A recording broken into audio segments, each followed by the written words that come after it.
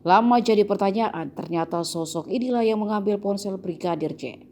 Ex-ajudan Ferdi Sambo Daden Miftahul Haq mengaku diperintah Kompol Cuk Putranto untuk mengambil barang-barang termasuk HP milik Brigadir J alias Nofriansah Yosua Huta Barat. Perintah tersebut diberikan 1 minggu setelah kematian Yosua. Hal ini diungkap Daden saat bersaksi di sidang Ferdi Sambo dan Putri Chandrawati selaku terdakwa pembunuhan berencana Yosua di Pengadilan Negeri Jakarta Selatan.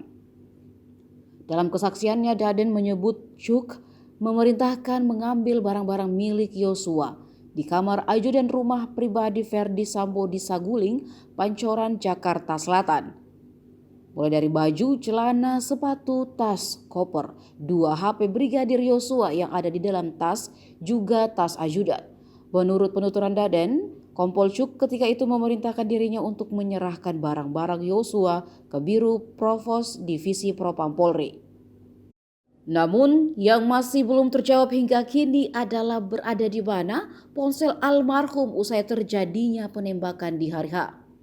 Sebab dari keterangan ex Kasat Reskrim Polres Metro Jakarta Selatan AKBP Ridwan Soplanit yang mengatakan bahwa tidak menemukan ponsel di saku celana Yosua yang tewas usai ditembak di rumah dinas Ferdi Sambo.